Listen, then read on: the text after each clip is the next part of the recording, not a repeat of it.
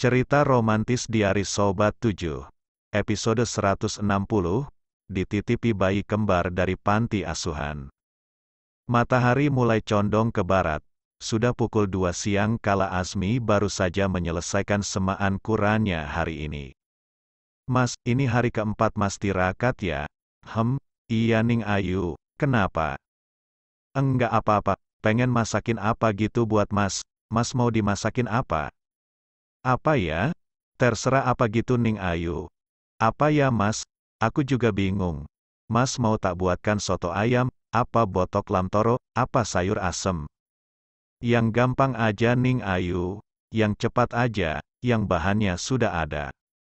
Sayur asem daun ketela rambat aja ya Mas.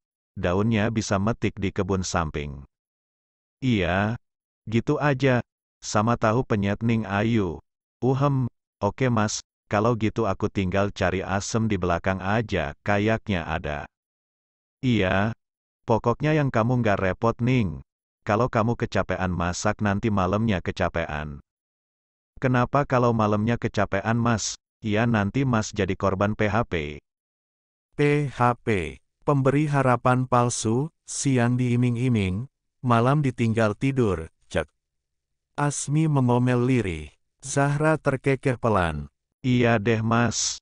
Janji nggak capek-capek. Ya sudah, Mas mau persiapan ngaji sama santri ya.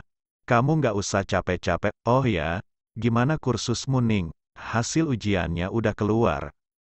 Belum keluar Mas, katanya akhir minggu ini. Tapi udah nggak ada apa-apa lagi kok Mas, udah selesai kursusnya. Alhamdulillah, moga-moga lulus ujiannya ya Ning Ayu. Amin. Nanti kasih hadiah ya Mas.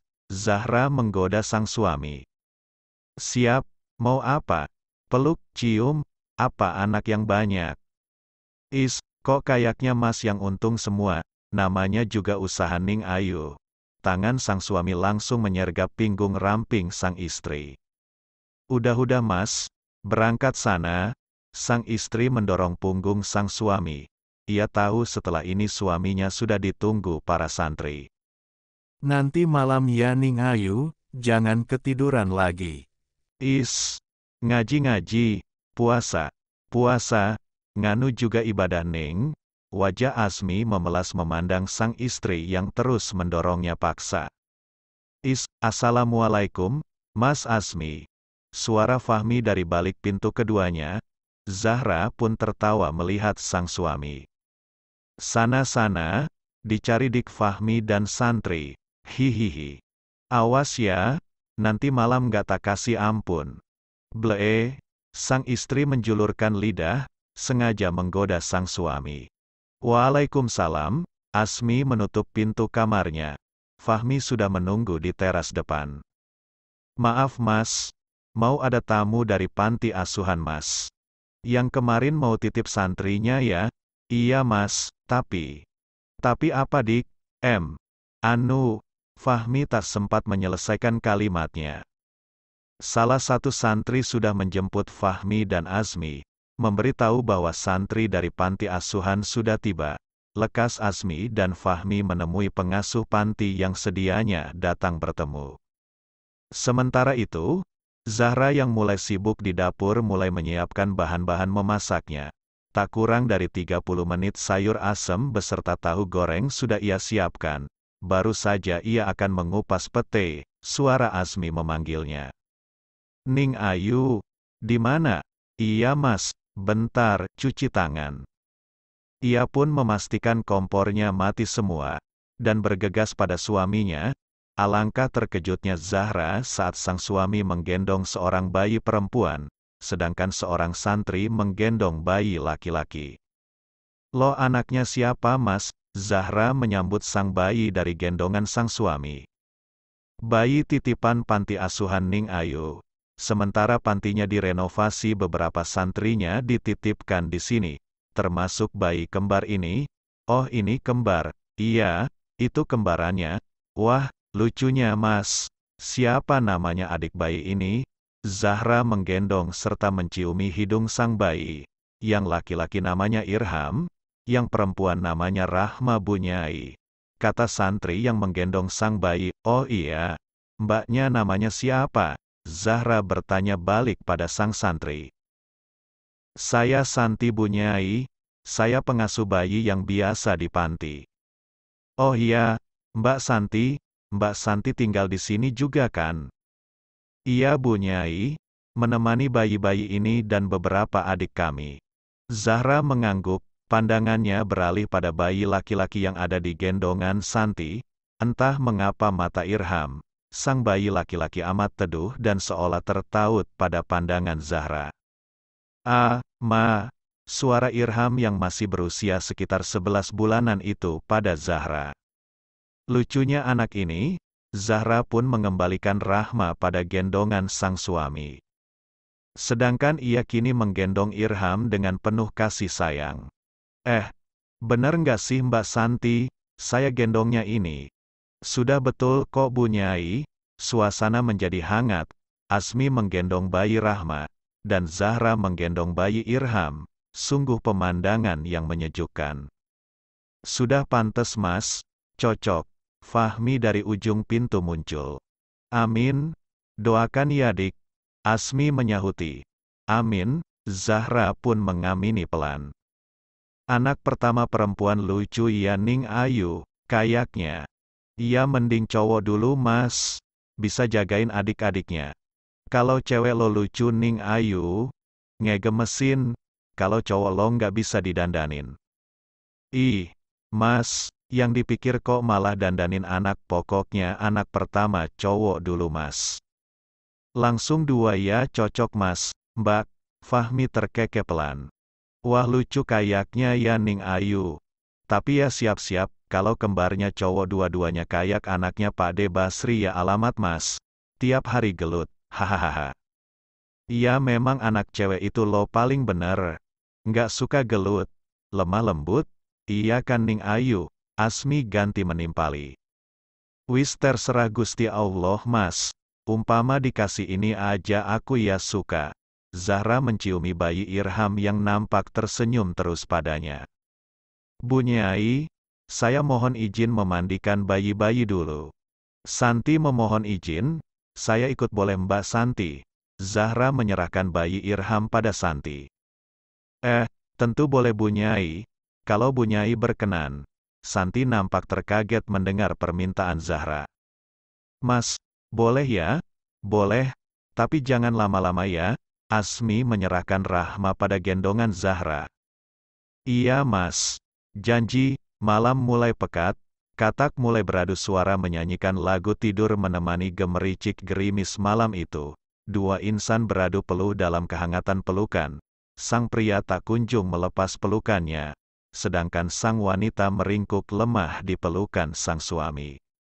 Ning Ayu, mau lagi ya nanti? Mas, kan sudah, masa lagi? Cuapek Mas, tadi kecapean gendong bayi aku Mas. Lo kan? Capek kan kamu? Kan Mas tadi bilang supaya nggak capek-capek. Ya habisnya lucu Mas. Ngegemesin. Apalagi bilang ama, seolah manggil aku mama Mas lucu Mas. Iya gitu. Kebanyakan ngurus bayinya orang sampai suami sendiri dilupain. Mas, masa sama bayi aja cemburu? Lagian kan kasihan Mas, yatim piatu.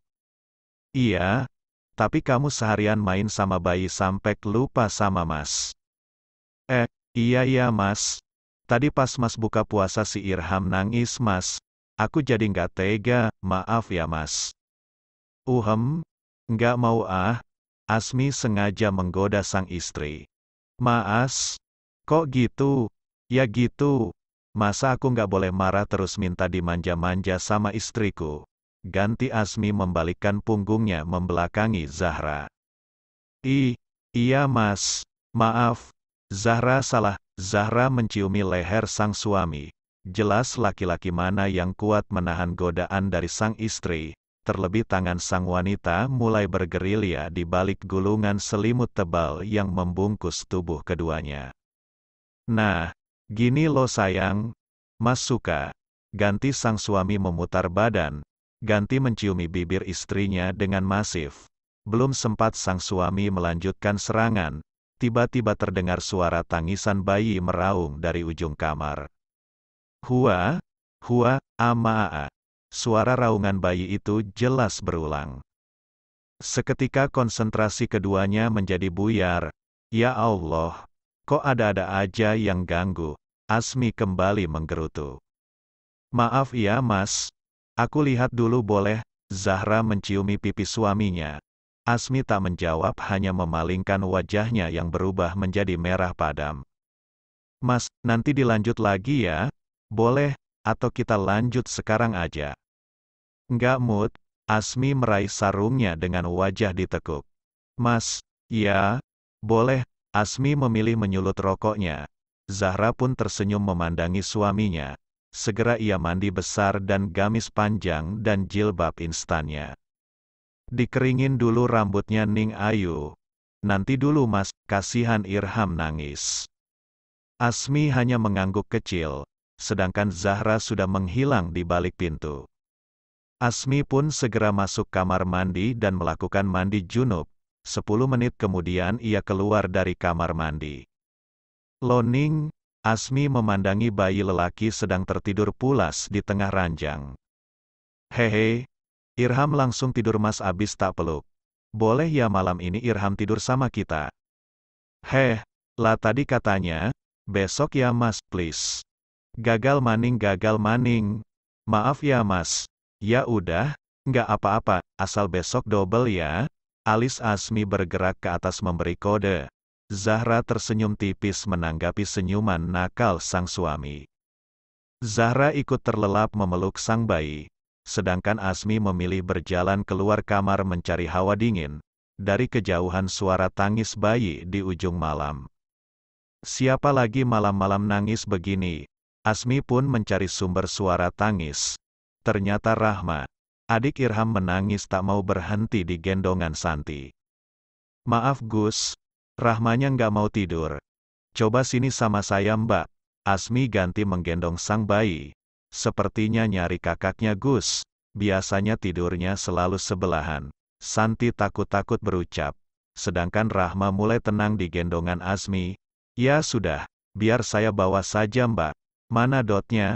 Santi pun memberikan dot pada Asmi. Tapi si bayi menolak dot. Justru malah nampak nyaman dalam pelukan Asmi. Sudah mbak, sama saya saja. Asmi pamit menuju kamar. Santi pun mengangguk. Tak lelo ledung. Kap menengo, anakku cah ayu. Asmi menyenandungkan lagu pengantar tidur itu. Benar saja, Rahma segera terlelap dalam gendongan Asmi. Ia pun membawa Rahma ke kamarnya. Sungguh pemandangan yang belum pernah ia bayangkan. Dua bayi tertidur pulas di tengah-tengah mereka. Aroma minyak telon khas bayi menyeruak di seluruh ruangan kamar. Sang istri memeluk Irham. Ia sendiri tidur bersebelahan dengan Rahma. Tangannya tak berhenti mengusap rambut sang bayi, sambil membisikkan 3 surat Qul dan solawat Nabi di telinga kedua bayi dan telinga sang istri. Tak terasa pelupuk matanya mendadak basah. Rasa asing menyergap pelan-pelan di tengah kesunyian malam. Entah rasa apa, yang jelas rasa damai itu begitu nyata. Matur nuwun Gusti. Bersambung, terima kasih sahabat Diari Sobat 7, yang selalu setia, selalu dukung channel kami. Jangan lupa subscribe, like dan komentar di kolom bawah. See you.